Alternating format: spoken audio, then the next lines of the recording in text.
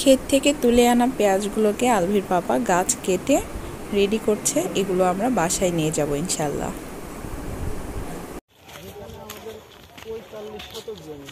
একটা না,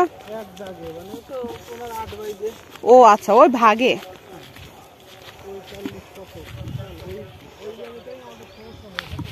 বাগান। আসসালামু আলাইকুম। শ্বশুর বাড়ি এসেছি গ্রামে। এখন আমরা যাচ্ছি ফসলের ক্ষেতে। দেবরের একটা স্কোয়াশের ক্ষেত আছে, চাচাতো দেবর, ওর ক্ষেত থেকে আমরা দুটো স্কোয়াশ নেব। তারপরে আমাদের নিজেদের ক্ষেত থেকে পেঁয়াজ উঠাবো। তবে আমাদের পেঁয়াজ এখনও তোলার মতো বড় হয়নি, বেছে বেছে কিছু হয়তো বড় উঠাবো। গতকালকে আলভির পাপা কেজি 2 পেঁয়াজ উঠিয়েছে, তো সেটা তো খুবই সামান্য। আজকে আরও কিছুটা উঠাবো, অন্তত কেজি 5 পেঁয়াজ যাতে বাসায় নিয়ে যেতে পারি। আর পেঁয়াজ বড় হোক, উঠানোর সময় হলে ইনশাল্লাহ এসে আবার তখন একটু বেশি করে নিয়ে যাব। আমরা এখন ক্ষেতের দিকেই রওনা হয়েছি। সকালের খাবার খেলাম, সবাই একসাথে খেয়ে মাঠের উদ্দেশ্যে বের হয়েছি। গ্রামে এখন অনেকে স্কোয়াশের চাষ করে।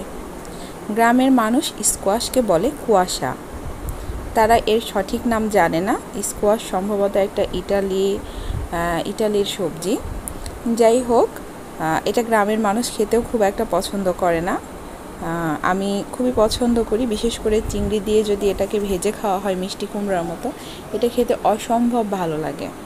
অনেকে তরকারিও রান্না করে খায়, তবে আমি আগে কখনো তরকারি খাইনি, আমি ভাজিটাই বেশি খেয়ে থাকি, অনেক পছন্দ আমার।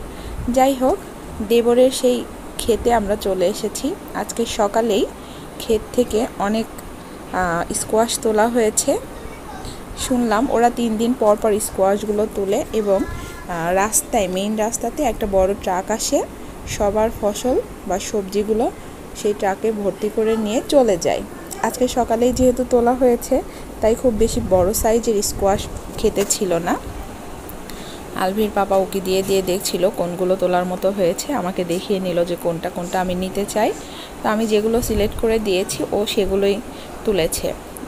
আমরা জাস্ট 2টা নিয়ে যাব, কারণ খুব বেশি দিন রেখে খাওয়া যায় কিনা আমার জানা নেই। বেশি নিয়ে গেলে যদি খেয়ে ফোরাতে না পারি নষ্ট হবে।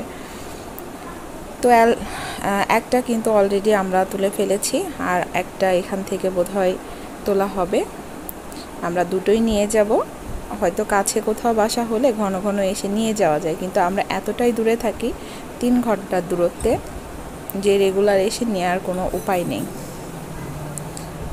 যাই হোক, আমাদের 2টা স্কোয়াশ নেওয়ার ইচ্ছা ছিল, আমরা নিয়ে ফেলেছি। এবার আমরা আমাদের পেঁয়াজের খেতে যাব, সেখান থেকে কিছু পেঁয়াজ তুলব। আগের দিন আলভির পাপা কেজি 2 পেঁয়াজ তুলেছিল, সেটা খুবই সামান্য। আরও 3 কেজি মতো পেঁয়াজ আজকে তোলার ইচ্ছে আছে, তাহলে অন্তত বাসায় যাওয়ার সময় কেজি 5 পেঁয়াজ নিয়ে যেতে পারবো। আমাদের আসলে প্রচুর পেঁয়াজ লাগে। এই মুহূর্তে বেশি করে নিয়ে যাওয়ার উপায় নেই, কারণ পেঁয়াজ এখনও তোলার মতো বড় হয়নি, আরও খানিকটা সময় লাগবে, তাই অপেক্ষা করার কোনো বিকল্প নেই। এই পেঁয়াজটা থেকে কলি হয়, এই পেঁয়াজটাকে গ্রামে বলা হয় মুড়ি কাটা পেঁয়াজ। আর এই পেঁয়াজটা ক্ষেত থেকে তোলার পরে খুব বেশি দিন কিন্তু ঘরে রাখা যায় না, চট করে পচন ধরে যায়। তো আমরা সকালে খাওয়া দাওয়ার পর ক্ষেত থেকে পেঁয়াজ নিয়ে এসে দুপুরের খাওয়া দাওয়া করছিলাম। ছোট মাছের চচ্চড়ি, সকালের একটা ভাজি ছিল বোধহয়, সেই সাথে ধনিয়া পাতার ভর্তা, আমার অনেক পছন্দের ভর্তা।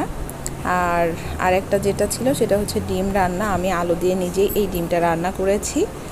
আর শাশুড়ি আম্মাকে বলেছিলাম, মানে মামনিকে বলেছিলাম আমাকে যেন খেসারি শাক ঘন্ট করে দেয়, আমি তার হাতের খেসারি শাক খেতে চাই। তো আসার সময় সেই খেসারি শাক ঘন্টও দিয়ে দিয়েছে। তো এখন আমি যেগুলো বাড়ি থেকে এনেছি ওইগুলো আস্তে আস্তে বের করছি।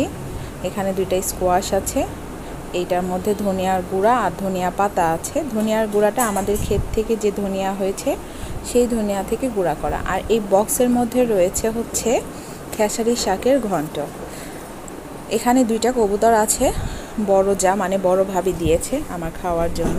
যেহেতু আমি এক্সপেক্টিং মম, তার জন্য আমার কবুতর খাওয়াটা খুব জরুরি, যেহেতু আমার হিমোগ্লোবিন লেভেলটাও খুব কম ছিল। তো আমি সেটাকে ফ্রিজে ঢুকিয়ে দিলাম। আর এখন যে প্যাকেটটা আছে তার মধ্যে শুধুই পেঁয়াজ আছে, আর তেমন কিছু নেই। আর এই হচ্ছে আমাদের উড়ালপঙ্খী। এই উড়ালপঙ্খীতে করে আমরা আমাদের ইচ্ছে মতো সব জায়গায় ঘুরে বেড়াই। তো এই ছিল আজকের ব্লগ। আশা করি সবার ভালো লেগেছে। সবাই ভালো থাকবেন, সুস্থ থাকবেন। আল্লাহ হাফেজ।